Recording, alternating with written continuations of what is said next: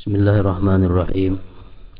Alhamdulillahi rabbil alamin, wassalatu wassalam ala asyrafil anbiya wal mursalin sayyidina maulana Muhammadin wa ala alihi wa sahbihi ajma'in. Qala al-musannif al-imam al-allamah al-habib Ahmad bin Zain bin Alawi al-Habsyi rahimahullah, nafa'ana bi'ulumih. Wa imadus salah wa ruh wa al-huduru wa tafahumu wa ta'zimu lillahi ta'ala wa raja'u bihi wal ikhlasu lah. Wa bil hadith inna allaha muqbilun ala al-musalli ma lam yaltafit, intaha. Fa kaifa biman yaltafitu biqalbih. Wa bil hadith aydan anna al-'abda idha qama ila as-salah rafa'a allahu al-hijab bainahu wa baina 'abdihi wa wajahahu biwajhihi al-karim. وقامت الملائكة من لدن منكبيه إلى الهواء يصلون بصلاته ويؤمنون على دعائه وأن المصلي لا ينثر عليه البر من عنان السماء إلى مفرق رأسه ويناديه مناد لو علم المناجي من يناجي ما التفت وأن أبواب السماء تفتح للمصلين وأن الله يباهي الملائكته wa anna allaha yubahi malaikatahu bi sidqil musalli ila akhir. Makna daripada kalam al-allamah al-habib Ahmad bin Zain bin Alawi al-Habsyi rahimahullah wa nafa'ana bi ulumih. Kehadiran hati, pemahaman, pengagungan dan pelaksanaan salat dengan penuh harap dan ikhlas merupakan tiang dan ruh salat. Wa imadus salah wa ruhuha al-hudur wa tafahum wa ta'zim lillahi ta'ala wa raja'u ilaih wal ikhlasu lah. Kehadiran hati, memahami apa yang dibaca, mengagungkan yang disembah dalam pelaksanaan salat, ditambah lagi dengan penuh harap dan ikhlas, merupakan tiang dan rohnya sembahyang, rohnya salat. Jadi kehadiran hati, pemahaman, pengagungan, penuh harap itu merupakan bagian daripada khusyuknya seseorang di dalam sembahyang. Sebagaimana telah disebutkan dahulu, Imam Al-Ghazali mengatakan bahwa sembahyang itu khusyuk, disebut khusyuk apabila orang yang sembahyang ini pertama hatinya hadir, kedua paham dengan apa yang dibaca, yang ketiga ada ta'zim, ada mengagungkan. Rasa mengagungkan itu ada sewaktu membaca bacaan. Yang keempat ada harap, ada takutnya. Yang kelima ada harapnya. Dan keenam ada malunya, malu kepada Allah. Jadi bila sembahyang itu terhimpun 6 perkara itu, maka sembahyang disebut adalah khusyuk. Kehadiran hati maksudnya adalah hati kita hadir. Arti hati hadir itu hati kita berada di dalam tubuh kita. Maksudnya hati kita kadang melayang dari apa yang kita kerjakan. Jadi kita waktu mengucap Fatihah, hati kita benar-benar hadir bahwa kita sedang mengucap surah Fatihah. Waktu membaca surah, hati kita hadir bahwa kita ini sedang membaca surah. Waktu ruku, hati kita sadar, hati kita hadir bahwa kita ini sedang ruku. Waktu i'tidal, kita sadar, kita tahu, kita hadir bahwa kita ini sedang dalam i'tidal. Nah, seterusnya sampai salam. Itu ngarannya adalah hadirnya hati, kehadiran hati. Bagian daripada khusyuk. Bila sudah hati kita hadir dengan apa yang kita baca dalam sembahyang itu, dan hati kita hadir dengan apa yang kita kerjakan dalam sembahyang, hanyar kita bisa takzim, mengagungkan. Mengagungkan ini sesudah hadir. Kalau hati kita kada hadir, mustahil kita bisa mengagungkan. Kita sembahyang umpamanya keingatan di rumah, maulah kita mengagungkan Allah. Jadi andaknya takzim, mengagungkan Allah itu andaknya sesudah hudurul qalbi, sesudah hadirnya hati. Hadir hati modal pertama untuk takzim, membesarkan. Membaca Al-Quran itu ada takzimnya. Dalam hati itu ada rasa membesarkan terhadap ini kalam Allah.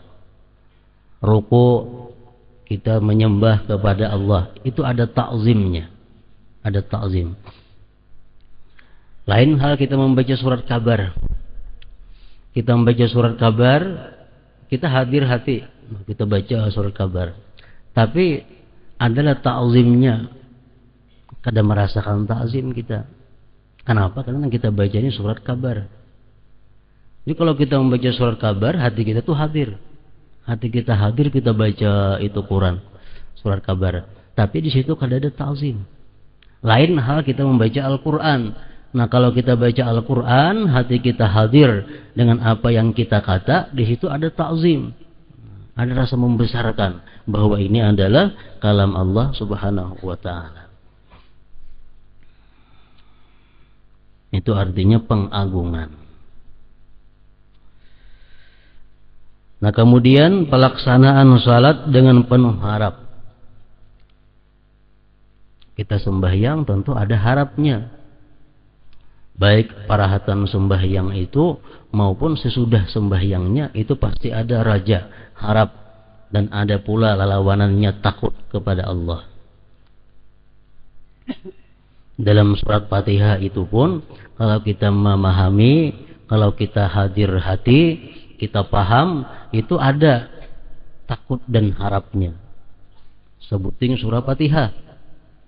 Di waktu kita membaca Ar-Rahmanir Rahim, itu adalah hati kita paling nyaman. Hati kita paling gembira. Hati kita berbunga-bunga. Begitu kita mengucap Ar-Rahmanir Rahim, bahwa Allah itu maha pengasih, Allah maha penyayang. Artinya orang zat yang sedang aku sembah ini, zat yang sedang aku munajat ini, zat yang sedang aku minta ini, orangnya maha pengasih, maha penyayang.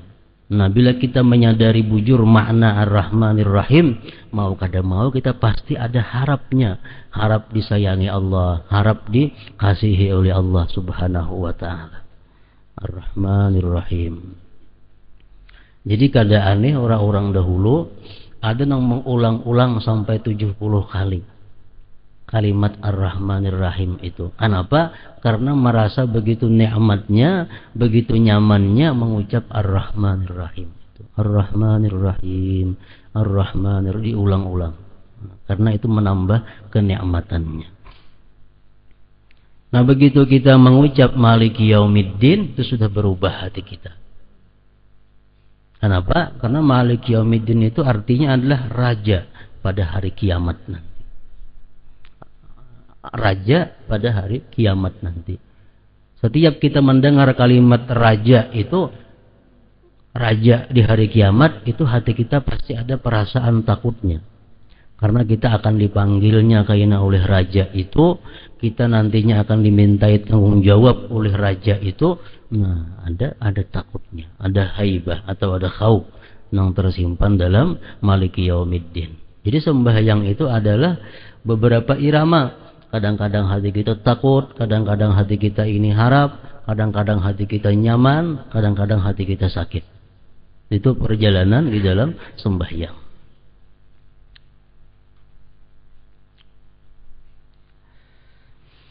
Nah kemudian dan ikhlas. Ikhlas ini hendaknya mulai awal sembahyang sampai meninggal dunia. Itu mesti ikhlas. Ikhlas itu dituntut mulai kita sebelum melakukan sembahyang sampai kita mati, kita ikhlas dengan sembahyang itu. Kalau kada demikian, jelas sudah kada diterima oleh Allah. Ikhlas artinya dorongan, motivasi yang menggerakkan kita untuk sembahyang karena Allah. Nah, itu adalah ikhlas. Makanya disunatkan di dalam niat itu dibuat lillahi ta'ala, karena Allah ta'ala. Itu untuk mengingatkan kita agar sembahyang ini jangan karena yang lain, mesti lillahi ta'ala. Merupakan tiang dan roh salat. Artinya sembahyang nang kadada rohnya itu sudah jelas kada diterima oleh Allah Subhanahu wa taala. Saat ada sembahyang kita itu yang hidup, mungkin ada 1/10-nya, mungkin ada 1/6-nya, ada separuhnya, ada seperempatnya. Nang hidup itulah yang sampai ke hadirat Allah Subhanahu wa taala, sembahyang kita. Nah, jadi sembahyang merupakan sesuatu yang paling penting sesudah syahadatain, sesudah 2 kalimat syahadat. Ini pembahasan mengenai sembahyang ini mesti rinci, mesti panjang lebar, dipahami bujur-bujur tentang syarat-syaratnya sah sembahyang, syarat-syarat sembahyang itu bisa diterima Allah, mesti kita dalami. Karena sembahyang ini adalah utama. Awal-awal yang dihisap Allah pada hari kiamat, nang dikontrol amal kita, ibadah sembahyang. Sebelum Allah menghitung puasa, zakat, yang lain-lainnya, yang pertama dilihat adalah salatihi, sembahyangnya seorang hamba itu. Bila sembahyangnya bagus, yang lain itu menggiring menjadi bagus. Jadi sembahyang yang pertama dahulu syarat sahnya. Ini tahu semuaan sudah kita. Syarat sah sembahyang. Arti syarat sah itu sabuting aja kada sah sembahyang.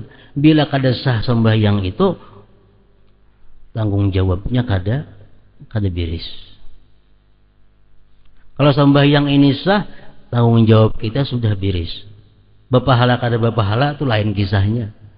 Kita dituntut oleh Tuhan, dituntut oleh agama sembahyang.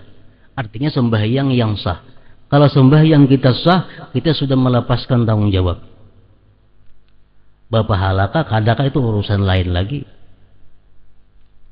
Nah, jadi syarat sah sembahyang yang perlu diketahui. Pertama, ujar ulama fikih, ini bagian ulama fikih, syarat sah sembahyang ini suci dari najis. Tempat, pakaian, badan. Tempat, pakaian, badan mesti suci daripada najis. Suci daripada hadas. Baik hadas kecil atau hadas besar. Itu syarat sah. Ketiga, menutup aurat. Menutup aurat. Aurat ini sedikit saja kita buka, kada sah sembahyang. Misal rambut bini-bini, sabila saja ada kelihatan, kada sah sembahyang. Karena rambut itu bagian daripada aurat. Jadi bini-bini perlu hati-hati rambut. Biasanya rambut itu nang masalah. Karena itu syarat sah mesti tertutup aurat. Keempat, masuk waktu. Masuk waktu. Sembahyang di luar waktu, kalau sebelumnya kada sah, kalau sesudahnya sah aja. Jadi sembahyang masuk waktu. Belum waktu, sembahyang kada sah.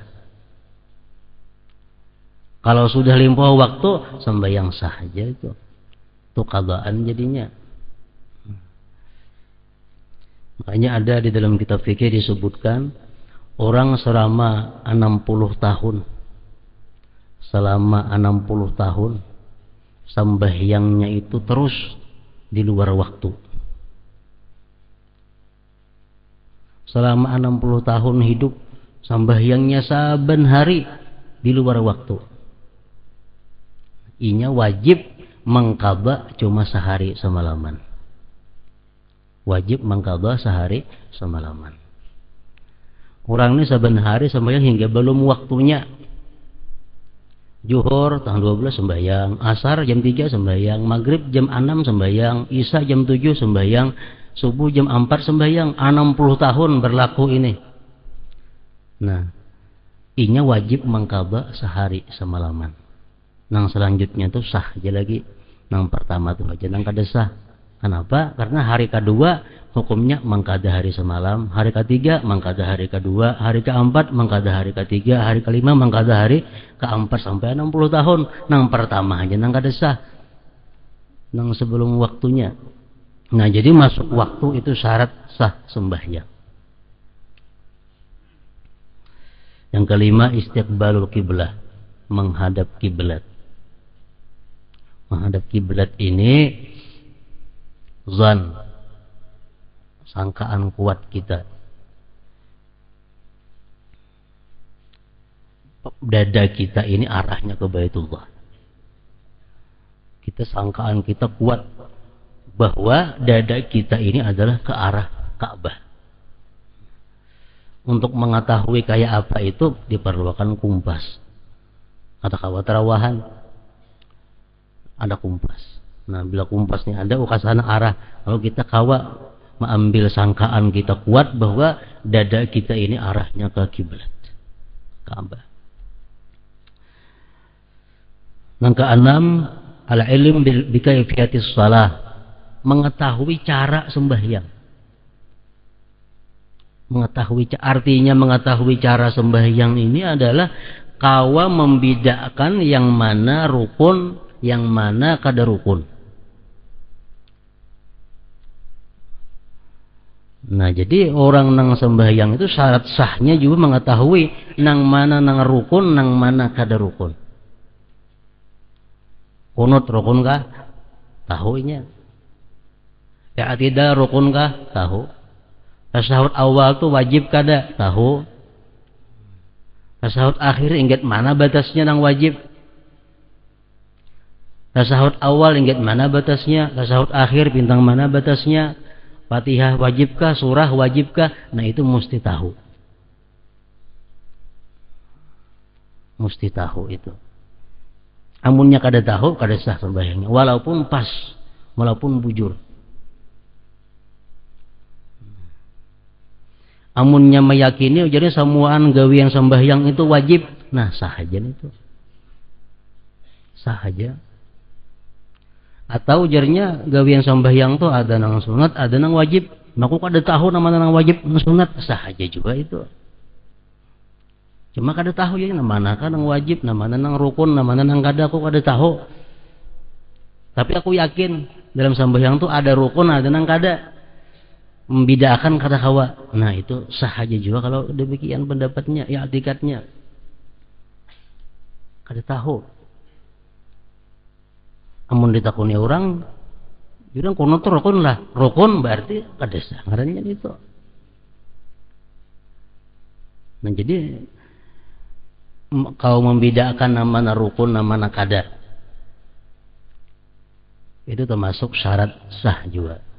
Amunnya talamah sedikit, sah juga dianggapnya rukun semuaan.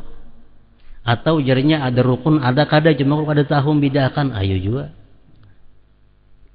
Mengetahui cara-cara sembahyang.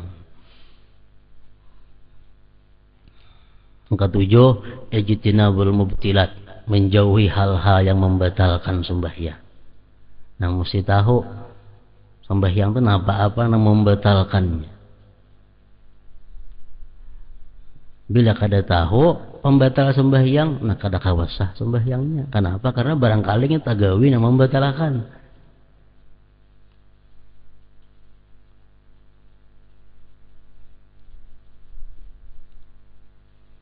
Menaguk liur sembahyang, merasa ada kopi susu ada, batal sembahyangnya. Rasa manis lamak ada, itu batal sembahyang. Nah, jadi mengetahui hal-hal yang membatalkan sembahyang dan menjauhinya termasuk syarat sah sembahyang. Mun kada tahu membatalkan napa-napa kada tahu kada sah sudah sembahyangnya. Kemudian fi'lul arkan, melakukan rukun-rukun sembahyang. Nah, itu syarat sahnya sembahyang. Bila kita lakukan yang demikian tadi, sembahyang kita sah. Ibarat kita minjam baju lawan orang, baju sudah kita bulikakan. Itu pengertian sah. Kita injam piring lawan orang, kita bulikakan piringnya, nah itu sah sudah ngarannya. Kita sudah lepas tanggungan. Masalah ampun piring ini dibulikakan itu sarik atau suka itu lain kisahnya. Piring sudah kita bulikakan. Nah, sembahyang sudah kita gawe. Jadi dari Imam Fakhrul Razi mengatakan orang yang sembahyangnya itu bagus, sembahyangnya dengan adab, sembahyangnya dengan khusyuk, laksana orang yang minjam baju. Minjam baju dipakai, tuntung makai, ditapasakan, dilipatakan, digusuk, diharumi, hanya diatarna orangnya. Nah, suka ada orangnya. Suka mat baju bersih pada asal. Amun kita minjam baju lawan orang, dipakai, ditapasakan kada, bajunya berigat-rigat, batimbay, pulang mau unjuk. Kayak apa gara-gara ampun baju? Nah, kayak itulah sembahyang contohnya. Tapi sudah dibulikakannya, batimbay, sudah dibulikakannya, sudah lepas tanggung jawabnya. Kewajibannya sudah gugur artinya. Masalah ampun baju itu karena kada menjami lagi itu lain kisahnya. Nah, syarat sah sembahyang. Nah, kemudian sesudah syarat sah itu kita ketahui, nang kadakala pentingnya lagi adalah syaratul qabul, syarat diterima sembahyang. Syarat diterima sembahyang ini ada sifatnya dilakukan sebelum sembahyang, ada dilakukan perahatan sembahyang. Ini supaya diterima sembahyang. Supaya sembahyang kita ini diterima, ada hal-hal yang kita lakukan sebelum sembahyang, ada yang parahatan sembahyang. Nang sebelum sembahyang napa? Pertama tobat. Tobat. Tobat daripada dosa-dosa nang mengakibatkan sembahyang kita itu kada diterima Allah Ta'ala. Di dalam hadis beberapa macam, banyak dosa-dosa yang bila kita lakukan itu, kita kada tobat, sembahyang kita kada diterima Allah. Walaupun sembahyangnya khusyuk, apalagi kada khusyuk, akhirnya kada diterima. Ini sebelum sembahyang gawiannya, tobat daripada dosa-dosa itu.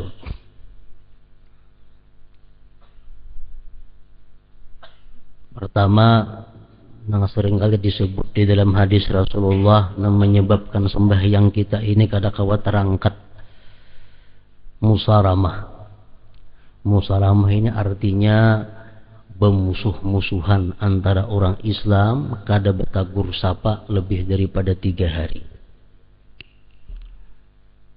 Antara orang Islam kada bertagur sapa, nah, pemusuh-musuhan lebih daripada 3 hari. Pemusuh-musuhannya artinya lain lawan orang memusuhi. Ini sama, melawani. Orang memusuhi, kita melawani. Nah, itu artinya musaramah.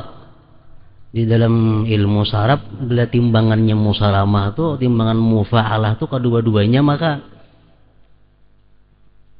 musaramah, saling membenci, saling mentiror, saling bertolak belakang, saling kada bertaburan. Nah, ini orang ini kalaunya sembahyang, sembahyangnya kada terangkat lagi pada sakilan pada kepalanya. Artinya apa? Kada diterima oleh Allah Subhanahu wa Ta'ala sebelum dia bertobat. Sebelum tobat. Musaramah namanya.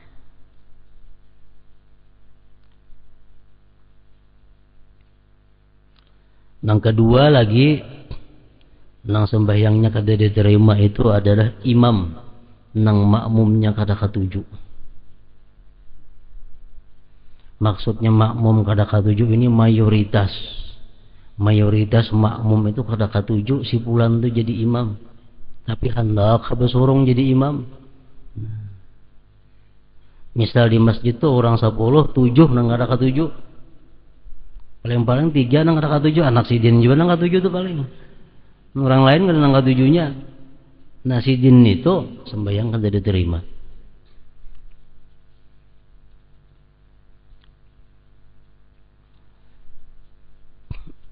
Dan lagi yang ketiga yang sering disebut di dalam hadis, perempuan yang tidak mendapat ridha suaminya. Bini-bini istri nang kada ridha, kada diridai oleh suaminya. Sebulan kada diridai, sebulan itu sembahyangnya perai. Arti perai kada dapat pahala dari Allah, kada diterima oleh Allah. Salah satu la tartafi'u salatuhum fawqa ra'sihi shibra rajulun amma qauman wa hum lahu karihun wa imra'atun batat wa zawjuha 'alaiha sakhit wa akhawani mutasarimani. 3 macam perkara ini yang sembahyangnya kada tak angkat, sekilan aja kada, apalagi sampai ke hadirat Allah. Orang jadi imam, makmumnya tadi kada katuju, perempuan nang lakinya benci, dan 2 saudara yang berbantah-bantahan. Jadi hendak sembahyang tobat dahulu. Punya ada bisa laki kalau dihubungi minta ridha lawan laki. Amunnya bertangkar lawan saudara tadi berbantah-bantahan.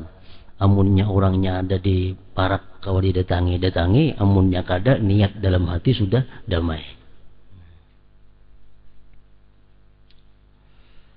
Termasuk nang ditolak oleh Allah juga sembahyangnya, walaupun kayak apa sembahyangnya, adalah sahibul bid'ah.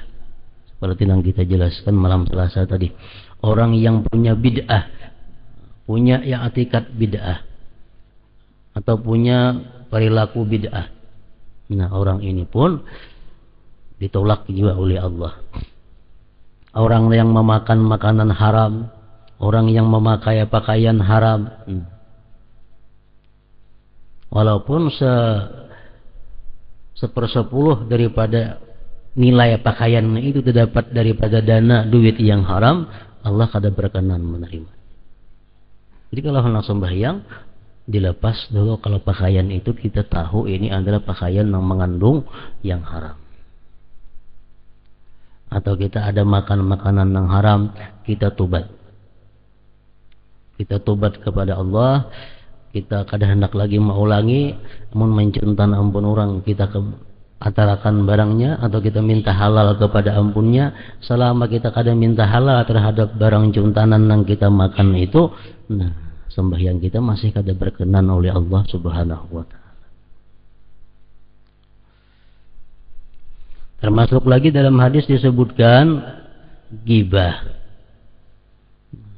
Orang mbah manggibah, sembahyang betubat kada, bapak kada diterima Allah sembahyangnya. Sampai langit pertama aja ditolak oleh malaikat. Demikian pula orang yang namimah, orang yang anjur atar, orang yang sombong, orang yang ujub, orang yang durhaka kepada 2 orang tuanya, kalau kada minta riba, itu amal sembahyangnya ditolak oleh Allah. Nah ini syarat sah. Dan banyak lagi dosa-dosa nang menyebabkan amal ditolak oleh Allah. Pemimpin, pemerintah yang zalim terhadap rakyatnya, orang-orang yang khianat terhadap amanahnya, orang-orang yang datang kepada dukun dan membenarkan apa yang dikata dukun, 40 hari amalnya ditolak oleh Allah. Nah, jadi syaratul kabul, syarat agar amal ibadah khususnya sembahyang diterima oleh Allah ini, pertama adalah tobat. Makanya setiap sembahyang kita dianjurkan berwudu walaupun kada batal. Setiap hendak sembahyang dianjurkan berwudu walaupun kita kada batal, karena wudu itu adalah merupakan cerminan daripada tobat. Kita membasuh tangan, kita berharap lawan Tuhan diampuni dosa di tangan. Kita baku kumur, kita minta lawan Tuhan diampuni dosa-dosa di muntung. Nah, sampai kepala batis dibasuh. Jadi wudhu itu sebenarnya adalah cerminan daripada tobat.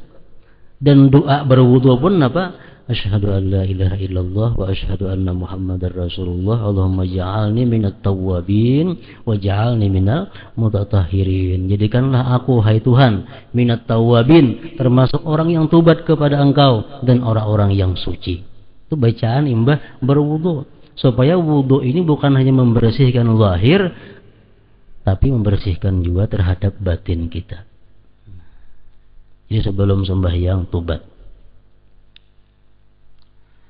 Yang kedua, sebelum sembahyang itu yang perlu lagi supaya diterima Tuhan sembahyang itu adalah ikhlas. Ikhlasnya hendaknya sebelum sembahyang. Hendak sembahyang itu kenapa? Garang dulu maka hendak sembahyang. Bila hendak sembahyang ini karena menjunjung perintah Allah, nah ngarannya ikhlas. Hanya sembahyang. Nah, yang ketiga, hanyar yang pertama tadi tobat dilakukan sebelum sembahyang, ikhlas sebelum sembahyang, sampai terusnya ikhlas. Yang ketiga khusyuk. Nah, khusyuk itu adalah syarat untuk diterima Allah Subhanahu wa taala juga.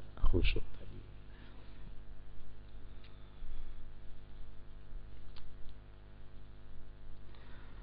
Nah, kehadiran hati, pemahaman, pengagungan, dan pelaksanaan salat dengan penuh harap dan ikhlas merupakan tiang dan ruh salat. Disebutkan dalam sebuah hadis, innallaha muqbilun 'alal musalli ma lam yaltafit. Sesungguhnya Allah menghadap kepada orang yang salat selama ia tidak menoleh. Hadis riwayat Abu Daud, Nasai dan Malik. Lalu bagaimana kiranya dengan orang yang melakukan salat dengan hati lalai? Artinya di waktu kita sembahyang, Allah menghadapi kita dengan rahmatnya, dengan anugerahnya, selama kita kada berpaling daripadanya. Bila sudah kita menoleh, baik mata kita, baik anggota tubuh kita, nah itu sudah Allah Subhanahu wa taala berpaling juga. Berpaling juga. Allah terus menghadapi kita selama kita menghadapinya. Kalau kita berpaling, Allah pun berpaling juga. Jadi para ulama mengatakan, sesudah kita tahu syarat sembahyang sah, syarat sembahyang supaya diterima apa, nang kala-kala pentingnya kita mengerjakan sesuatu nang menunjang supaya amal sembahyang itu diterima oleh Allah. Termasuk awal waktu sembahyang ini termasuk menunjang supaya ibadah sembahyang ini diterima Allah. Karena walaupun sembahyang kita kurang khusyuk, sembahyang kita kurang bagus adabnya, tapi karena kita di awal waktu itu Allah bisa mempertimbangkan. Termasuk lagi sembahyang berjamaah ini termasuk nang mendorong diterima oleh Allah. Dalam beberapa kitab fikih disebutkan bahwa salah satu kenapa hikmahnya sembahyang berjamaah itu disyariatkan, karena kaum muslimin ini iman, Islam dan kehusuan itu berbeda-beda, kada sama tingkatannya, kemurniannya kada sama. Khusyuk kita lawan khusyuk si A si B itu kada sama. Nah, dengan adanya sembahyang berjamaah itu, maka kalau ada orang nang khusyuk, ini bisa menutupi kepada nang kurang khusyuk. Imam kayaknya kada kah? Pembelakangan kah? Pemukaan kah? Inya sembahyang khusyuk, ada yang di sekitarnya di masjid itu nang kada khusyuk, bisa ditutupi berkahnya sampai kepada nang kada khusyuk. Nah, jadi sembahyang berjamaah termasuk menunjang untuk diterima oleh Allah. Artinya membuat pertimbangan. Ini orangnya sembahyangnya khusyuk kada, sembahyangnya beradab kada, nah makruh banyak juga. Tapi nya berjamaah, nah itu bisa lain lagi nilainya.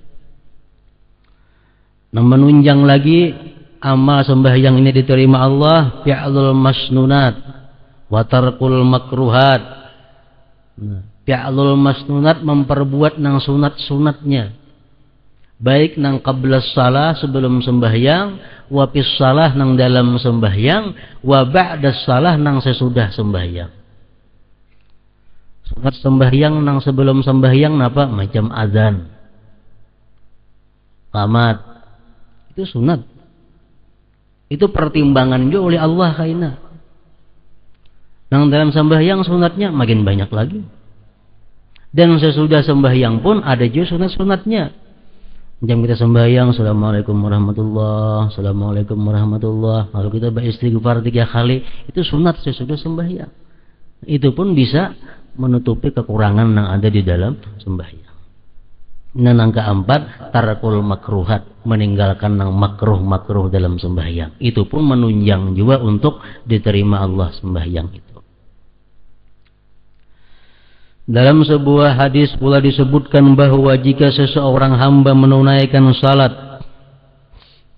maka Allah mengangkat hijab antara dia dengan hambanya, menghadapinya dengan wajahnya yang mulia. Tentu sembahyang yang bagus, sembahyang yang sempurna. Orang yang sembahyangnya bagus, sembahyang yang sempurna, Allah angkat hijab, dinding. Para malaikat berdiri berbaris dari kedua pundaknya hingga ke angkasa. Mereka salat bersamanya dan mengaminkan doanya. Kebaikan tercurah kepadanya mulai dari awan di langit hingga ke ubun-ubun. Jika orang yang sedang bermunajat itu mengetahui kepada siapa dia sedang bermunajat, niscaya dia tidak akan berpaling dari. Pintu-pintu langit terbuka bagi orang-orang yang salat, dan Allah membanggakan kesungguhan mereka. Allah banggakan kepada para malaikat. Ini orang yang sembahyang.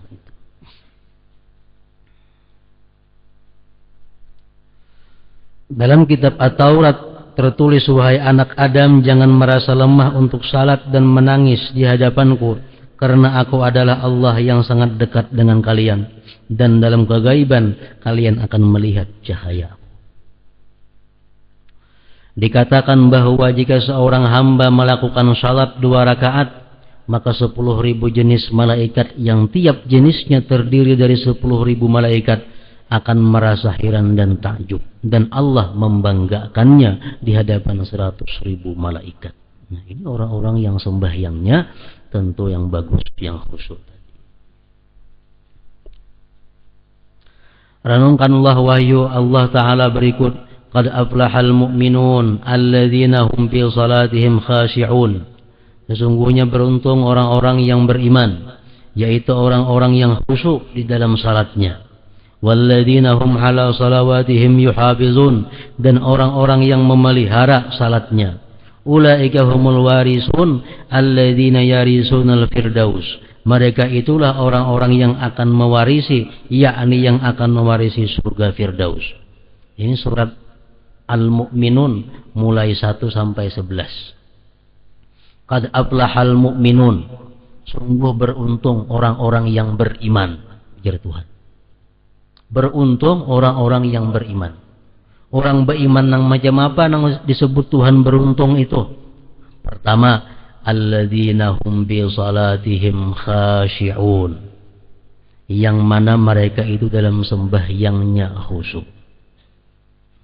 Yang kedua, walladzina hum 'anil lagwi mu'ridun. Yang mereka itu daripada hal-hal yang diharamkan mereka berpaling. Yang ketiga, walladzina hum lizzakati fa'ilun. Mereka itu menunaikan, melaksanakan zakat. Walladzina hum li furujihim hafizun. Orang-orang yang menjaga kemaluan mereka daripada hal-hal yang tidak halal. Menjaga kemaluan, memelihara kemaluan daripada hal-hal yang diharamkan Allah. Walladzina hum li amanatihim wa ahdihim ra'un. Orang-orang yang menunaikan amanah mereka. Baik amanah mereka yang dari Allah atau amanah sesama manusia.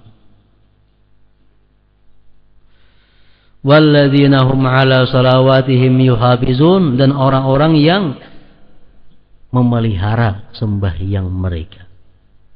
Nah, itu yang disebut Tuhan beruntung tadi. Balasannya apa? Ulaika humul warisun, mereka itulah orang-orang yang mewarisi. Mewarisi apa? Alladzina yarisunal firdaus, yang mewarisi surga Firdaus. Hum fiha khalidun, mereka kekal di dalamnya. Firdaus ini a'lal jinan, surga yang paling tinggi. Imbah Firdaus itu aras Allah Ta'ala aja lagi. Jadi surga yang paling tinggi adalah surga Firdaus. Itu akan ditempati oleh orang-orang yang beriman, yang punya sifat demikian tadi. Dalam kitab Jami' Asbabil Khairat karangan Muhammad bin Abdullah bin As'ad al-Imrani, diriwayatkan dari Ibni Abbas radhiyallahu anhuma bahwa Rasulullah SAW bersabda, "Mathalu hadzal din kamathali syajaratil musmirah fil hadiqah. Al-iman asluha, was-salatu imaduha, was-siyamu far'uha, waz-zakatu nama'uha, wal jihadu sanamuha, wa husnul khuluq samaruha." Agama ini seperti sebatang pohon yang berbuah di dalam kebun. Akarnya adalah iman.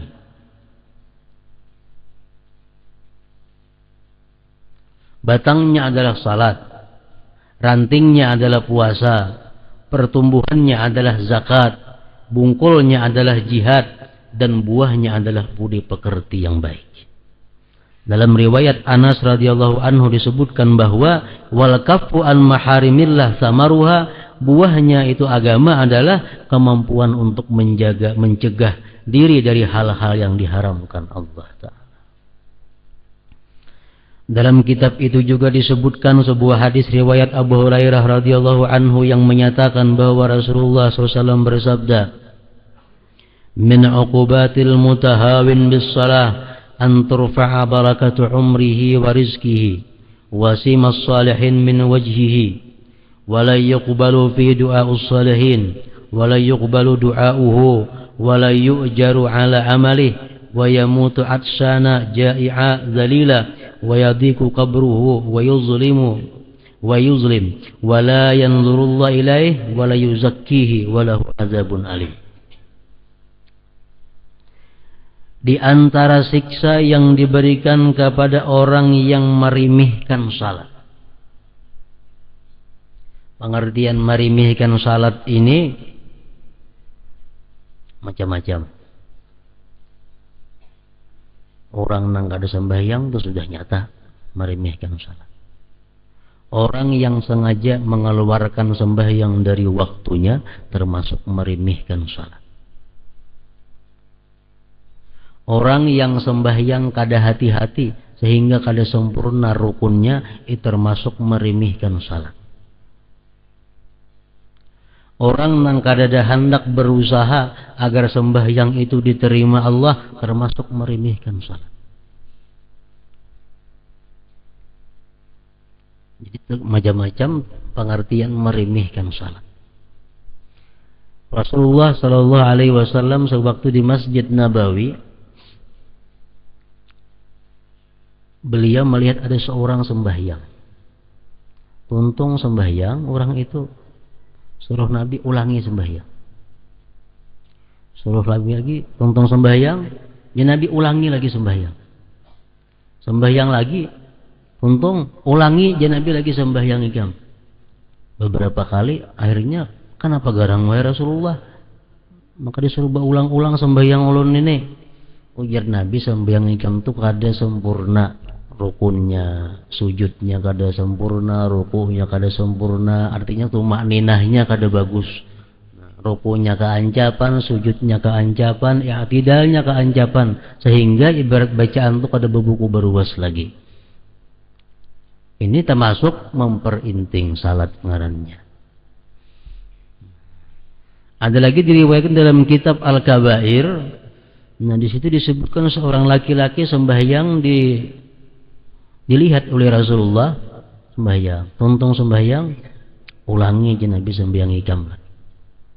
Ulanginya, tuntung, je Nabi ulangi sembahyang itu lagi. Ulanginya pula, sampai beberapa kali. Kenapa garang berulang-ulang sembahyang wahai Rasulullah? Ujar Nabi, itu pakaian ikam itu nah limpua buku lali. Laki-laki nih, nah sembahyang laki-laki. Gamis ikam tuh limpua buku lali. Salawar kasabah aja tapi limpua buku lali tapa air, artinya ujar Nabi, Allah kada menerima orang yang sembahyang pakaiannya itu laki-laki itu pakaiannya limpua buku lali. Nah itu termasuk juga syarat diterima sembahyang oleh Allah Subhanahu wa taala. Nah, orang yang memperinting sembahyangku diterima, kakada asa sembahyang aja itu ngarannya mutahawin bis shalah. Yang penting sembahyang terima kakada, karena kalau kita punya prinsip demikian, kita memperinting dengan sembahyang. Di antara siksa yang diberikan kepada orang yang meremehkan salat adalah sebagai berikut: dicabut keberkahan umur dan rezekinya. Umurnya kada berberkah. Artinya umur kada berberkah itu kayak apa? Umurnya itu banyak kosongnya daripada kebaikan. Umurnya itu lebih banyak dosanya daripada kebaikan. Itu ngarannya umur nang kada berberkah. Rezekinya kada berberkah. Rezeki nang kada berberkah kayak apa? Rezeki nang membawa kita kepada maksiat. Duit di kantong, duitnya nak maksiat aja mulanjakan. Nah itu duit nang kada berberkah. Ada pakaian, bila memakai baju ini hendak model maksiat saja gawin, itu baju kada ada berkahnya. Orang nang meremehkan sembahyang tadi dicabut Allah berkah rezeki dan umurnya. Dihilangkan tanda-tanda kesalihan dari wajahnya. Dan kaum salihin, doa kaum salihin untuknya dan doanya sendiri tidak diterima. Orang-orang nang salih itu mendoakan inya kada mampan. Kan orang-orang salih itu berdoa, Allahumma ghfir lana dzunubana wa li walidina wa li ikhwanina, kawan-kawan kami, jiran-jiran kami. Jirannya kada sembahyang kada mampan doanya, kada taumpat nih itu. Lagi orang-orang salihin berdoa, doa haul. Sampaikan pahala ini kepada tetangga-tetangga kami. Tetangganya kada sembahyang, kada sangkut di doa itu. Tetangganya meremehkan salat, kada sangkut dalam doa itu. Doa kaum salihin untuknya dan doanya sendiri tidak diterima. Meremehkan salat. Amalnya tidak diberi pahala, dia akan mati dalam keadaan haus, lapar, hina, dan kuburnya akan menjadi sempit dan gelap. Allah tidak akan memandang dan menyucikannya, dan ia akan memperoleh siksa yang pedih. Nah, orang-orang yang meremehkan sembahyang itu. Nah, kemudian puasa, zakat, dan haji.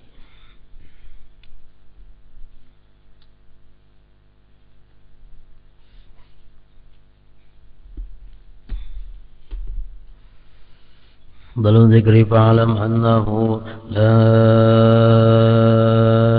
ilaha illallah Muhammadur Rasulullah, la ilaha illallah Muhammadur Rasulullah, la ilaha illallah Muhammadur Rasulullah, la ilaha illallah, la ilaha illallah, la ilaha illallah, la ilaha illallah, la ilaha illallah. Allahu Allah, Allahu Allah, Allahu Allah, Allahu Allah, Allahu Allah, Allahu Allah, Allahu Allah, Allahu Allah, Allahu Allah, Allahu Allah, Allahu Allah, Allahu Allahu Allah, la ilaha illallah Muhammadur Rasulullah, لا إله إلا الله محمد رسول الله لا إله إلا الله محمد رسول الله لا